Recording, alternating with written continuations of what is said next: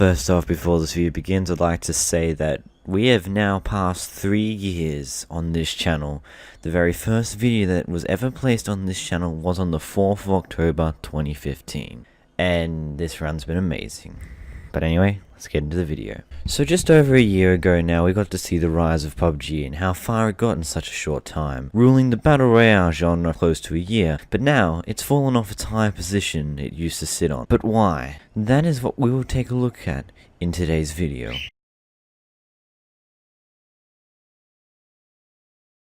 One of the biggest things that have always been up against PUBG was the fact that it could never run at high speeds with good graphics without having a very high-end PC to run the game on. And this is due to their lack of optimization. It really wasn't helped by the fact that it became a meme, which of course was over-exaggerated, and if you haven't heard of it, it goes like this. It takes a high-end PC just to run PUBG on the lowest setting. Went on, this would be a massive problem that would not see itself get fixed quickly, and with the most of the game's biggest problems lying in how it ran, this would start to hurt the game in the long run.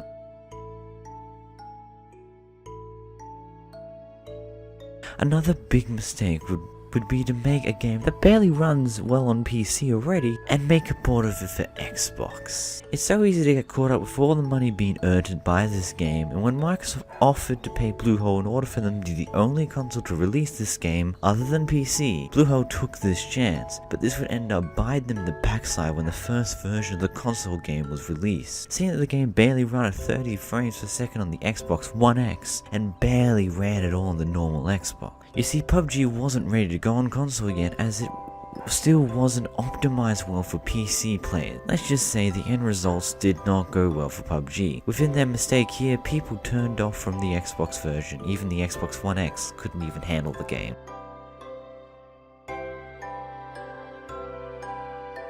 Back when Fortnite Battle Royale first initially dropped, it dropped with Bluehole trying to sue Epic Games for using their idea and making a game from it. Of course, this never made it as far as Bluehole would drop it pretty quickly and move on, but it did leave some players with a sour taste in their mouth. Bluehole would go in to try again in May of 2018 after Fortnite absolutely blew PUBG out of the water, but again, this didn't get too far after the massive backlash they received from their player base.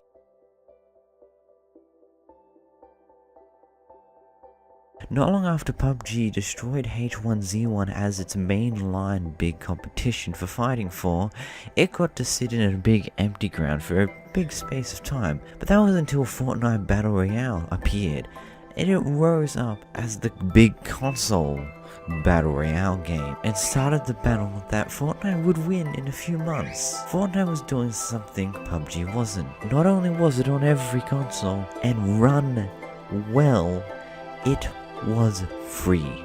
Of course, that doesn't really mean PUBG should be free, but Fortnite was running on most devices, and with that fact, they were so similar to each other in most ways, apart from some very obvious things. It just made sense. For a while, people were playing both games until the bugs that ultimately would kill PUBG became their undoing.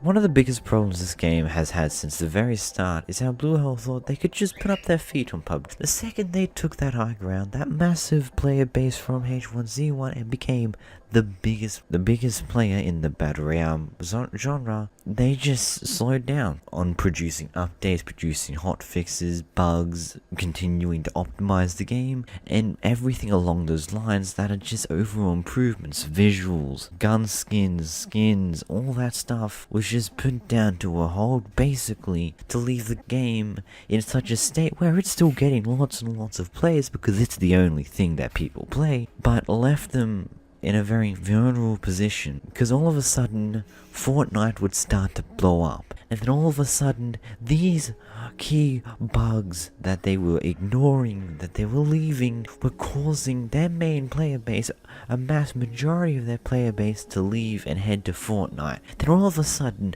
PUBG was receiving updates like crazy, with many optimization fixes, skins, new bits and pieces to ultimately improve on the game, but they were still a little slow on it until Fortnite just blew PUBG out of the water. Then all of a sudden, hotfix, hotfix, hotfix. They were doing everything in their power to keep their players, but they left it for too late. And with no luck on keeping their player base, they went from having 3 million daily players to just 1 million in just a span of a couple of months. And now this number just seems to continually to dwindle more and more every week.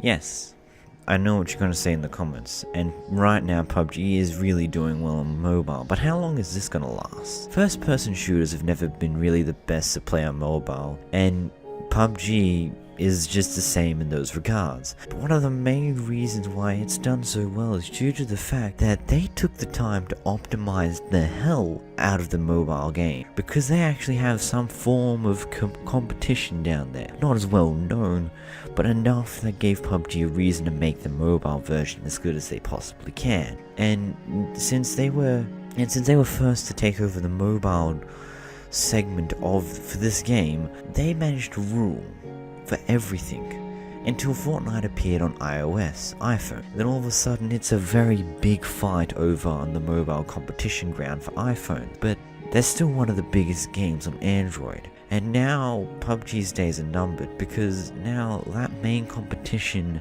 is in beta on Android, and it won't be too long now until it ultimately finishes off the rest of what PUBG has left. The game isn't dying yet, but as I said, like every game, its days are numbered.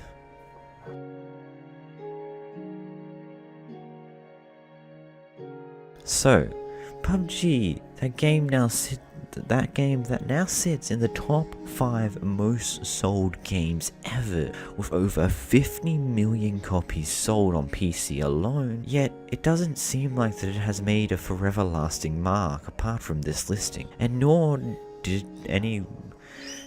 it last long due to many different factors.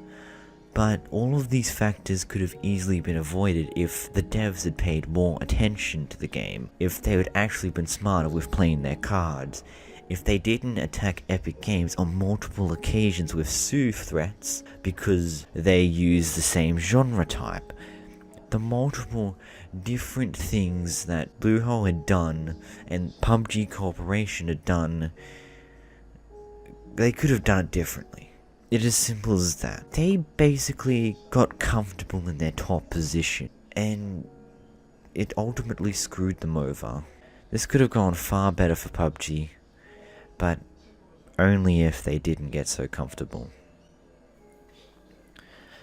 So that's the tale of PlayerUnknown Battlegrounds, a game which became such a big game in 2017, only to fall on its own feet in 2018. If you enjoyed this video, then make sure to press that like button. If you know someone who would love to watch something along these lines, then make sure to share it out to them. But that's the end of the essay. Before we finish off today, I just want to thank everyone who's given so much support over the past year, 2 years, 3 years, depending on how long you've been on this channel for. It's actually amazing to see the channel in such a position as it is currently, with a dedicated actual fan base, which still blows my mind to this day. How many of you consistently watch my essays, consistently join me on my live streams, and I want to thank you guys for that. Your immense support is extremely appreciated, and